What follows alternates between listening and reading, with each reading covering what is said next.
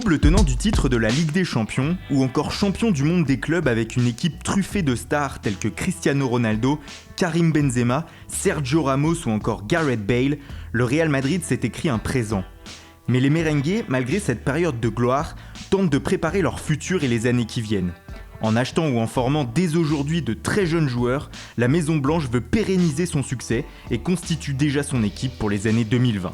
Au poste de gardien de but, les Madrilènes font monter tranquillement dans la hiérarchie le fils du coach, Lucas Zidane, actuellement 3e gardien du club et portier du Castilla. Il poursuit tranquillement son apprentissage au sein du Real. Il pourrait être appelé à devenir le gardien numéro 1 dans les années à venir. En défense, des valeurs sûres actuelles continueront de former l'arrière-garde de la Maison Blanche dans les prochaines années. À droite, on pense à Dani Carvajal qui éclabousse déjà le couloir droit de son talent. Il pourrait être suppléé par l'international marocain Achraf qui a actuellement pris le relais de Carvajal après que celui-ci se soit vu détecter un problème cardiaque.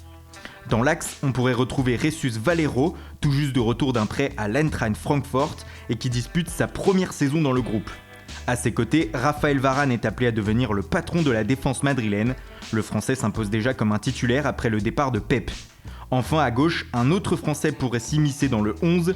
Théo Hernandez, recruté cet été pour 26 millions d'euros à l'Atlético Madrid, est destiné à prendre la suite de Marcelo. Pour ce qui est du milieu de terrain, les étoiles ne manquent pas. Et elles brillent déjà sous les couleurs du Real Madrid. En sentinelle, Casemiro s'est déjà installé comme le patron du milieu de terrain merengue. Et il n'est pas prêt de céder sa place. Avec lui, Mateo Kovacic, arrivé il y a 2 ans en provenance de l'Inter Milan, fait figure de très belle alternative. Devant eux, on risque de retrouver l'incontournable Isco, devenu un cadre majeur du dispositif de Real Madrid. Il pourrait être suppléé par Dani Ceballos, fraîchement débarqué du Betis Séville cet été, et à qui les observateurs promettent un grand avenir. Enfin, les Madrilènes sont bien armés avec Marcos Llorente, la pépite espagnole de 22 ans, qui pourrait s'imposer petit à petit dans le dispositif de Zinedine Zidane.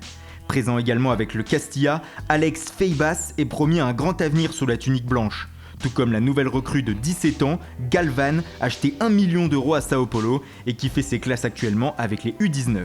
Enfin en attaque, la star de demain s'appelle sans aucun doute Marco Asensio. Brillant depuis le début de la saison avec notamment des buts exceptionnels contre le Barça, il est appelé à prendre le leadership de l'attaque madrilène.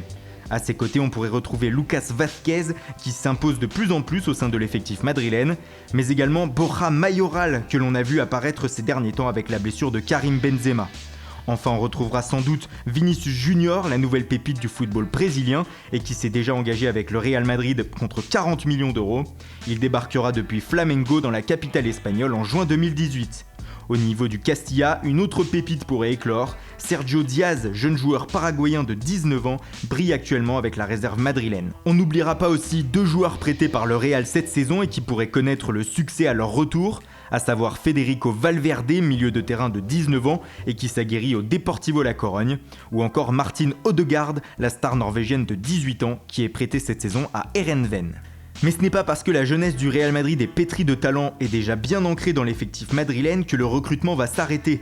Depuis l'arrivée de Zinedine Zidane sur le banc, la politique de recrutement est sensiblement la même, acheter des jeunes joueurs afin de les intégrer petit à petit au groupe professionnel.